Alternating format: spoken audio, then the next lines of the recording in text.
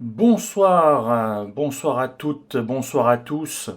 On se retrouve pour une nouvelle vidéo, une vidéo à destination du public de seconde, une vidéo consacrée à Belle Amie de Maupassant, Belle Amie, voilà. Alors, on a déjà fait une première vidéo, une vidéo consacrée à l'Inkipit. Vous vous en souvenez, Inkipit dans lequel on découvrait un personnage nommé Georges Duroy qui, un 28 juin à Paris, sortait d'un restaurant assez, on va dire, bas de gamme. Et Georges Duroy avait un gros problème, à savoir qu'il n'avait plus du tout d'argent pour pouvoir manger en cette fin de mois de juin particulièrement torride. Et il avait un deuxième problème, c'est qu'il était à la recherche d'une aventure amoureuse. Ça, c'était notre incipit. Je rappelle, l'incipit, ce sont les premières lignes, les premières pages d'un roman, le premier chapitre.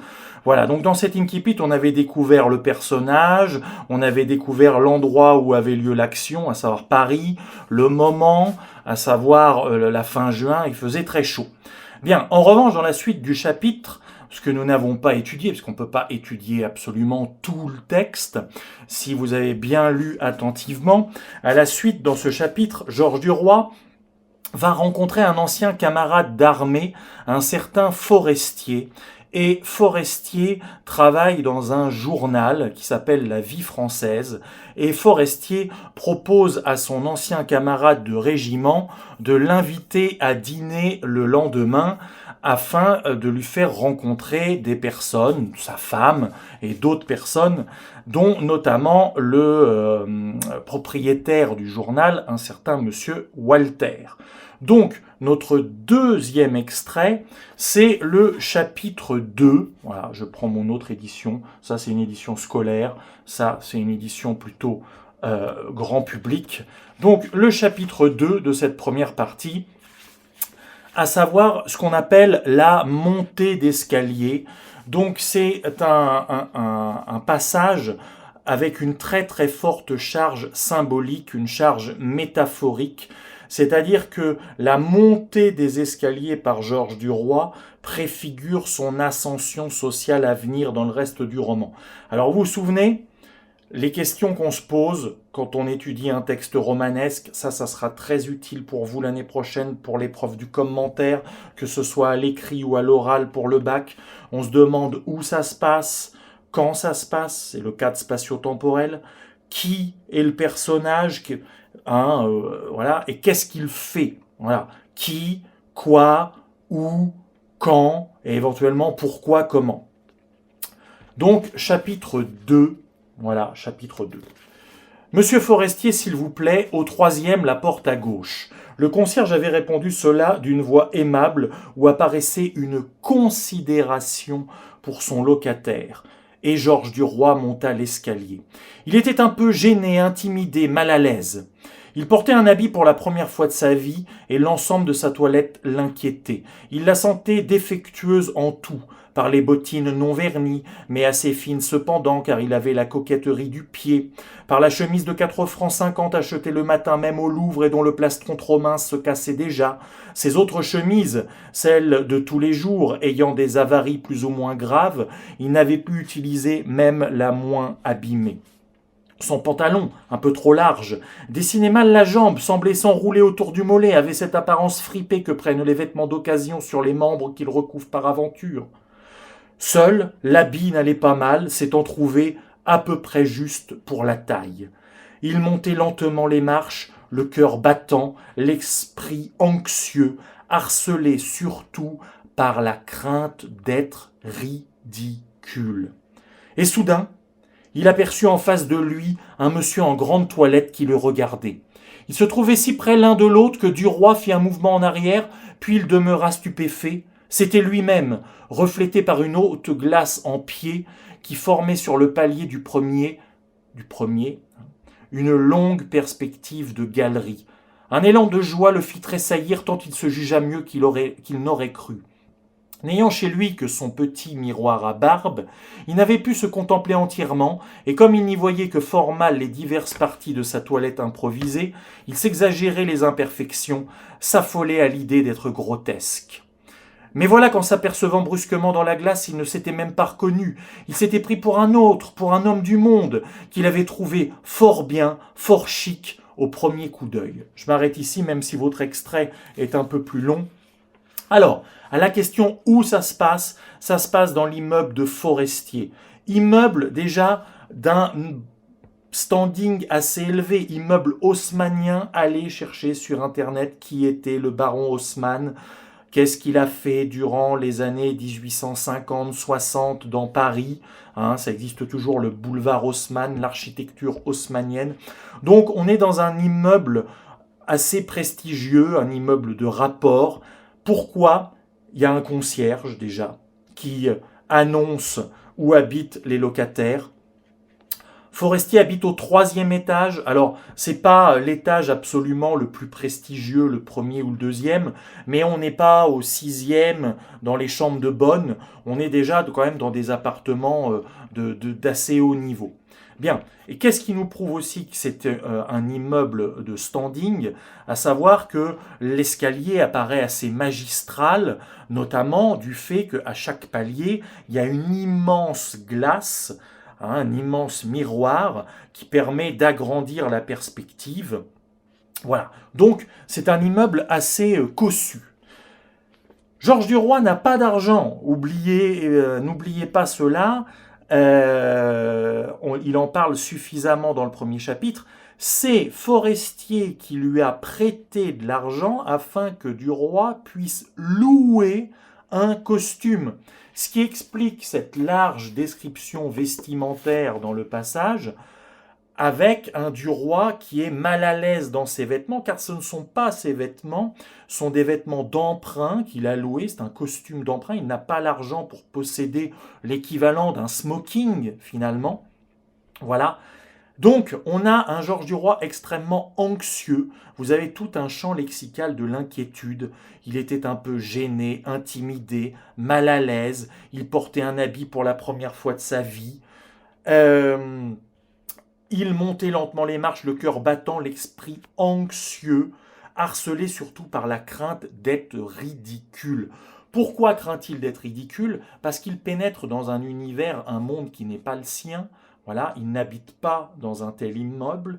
Il va rencontrer des femmes et des gens importants et il a peur d'être habillé comme une espèce de clown et qu'on se rende compte qu'il est mal fagoté, mal vêtu. On donne une importance extrêmement importante aux vêtements. Souvenez-vous, la toute première nouvelle de l'année, Anton Tchekhov, la nouvelle Polinka, sur le registre réaliste, eh bien on est un peu dans le même ordre de choses. Il accorde une très très grande importance à ses vêtements. Or, ses chaussures sont mal cirées. Eh oui, ça avait de l'importance. La chemise est une chemise qu'il a payée 4 francs 50. Alors on pourrait presque dire 4,50 €. Donc pour une chemise, c'est pas grand-chose. Le pantalon tombe mal, la veste est mal taillée. Bref, il se sent pas à l'aise. Bon. Donc, il est vraiment tiraillé par la crainte qu'on se rende compte qu'il n'appartient pas à ce milieu social. Faut pas oublier, on l'apprend dans l'Incipit que c'est un fils de paysan. Il vient de Cantleux, donc qui est dans la banlieue de Rouen, qui est maintenant une grosse ville, mais qui avant était vraiment la campagne. Il vient de Cantleux. Il a longtemps été soldat, hussard.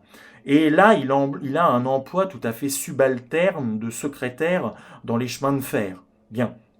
Donc là, il arrive dans un quartier assez huppé, dans un immeuble de standing. Il va rencontrer des inconnus, puisqu'il ne connaît que Forestier, et il va rencontrer des gens qu'il estime être importants. Donc, c'est un petit peu comme s'il allait à un entretien d'embauche. Or, pour aller à cet entretien d'embauche, au lieu de mettre un beau costume qui lui appartient, il a dû louer un costume qui n'est pas à sa taille, qui n'est pas adapté à son corps. Donc tout ça, ça l'inquiète. Voilà, d'où ce champ lexical. Or, en montant l'escalier, arrivé au premier étage, il va se découvrir dans la glace, car petit détail important, chez lui, il n'a qu'un tout petit miroir pour se raser. Bon, et là, il se découvre ce qu'on appelle en pied, de la tête aux pieds. Et stupéfaction, détail quasiment humoristique, il ne se reconnaît même pas. Il aperçut en face de lui un monsieur en grande toilette qui le regardait. Ils se trouvaient si près l'un de l'autre que Duroy fit un mouvement en arrière, puis il demeura stupéfait. C'était lui-même. C'est pour dire à quel point Duroy n'a pas l'habitude, de porter ce genre de vêtements un peu sérieux, et que deux, il n'a pas l'habitude finalement de peut-être prendre beaucoup de soin de son image et de l'image qu'il renvoie. Or, effet de surprise, il se trouve particulièrement séduisant, bien habillé. Et on va avoir un peu plus loin un paragraphe qui nous dit « En arrivant au second étage, il aperçut une autre glace et ralentit sa marche pour se regarder passer. Sa tournure lui parut vraiment élégante. Il marchait bien et une confiance immodérée en lui-même emplit son âme. Certes, il réussirait avec cette figure-là et son désir d'arriver et la résolution qu'il se connaissait et l'indépendance de son esprit. Il avait envie de courir, de sauter.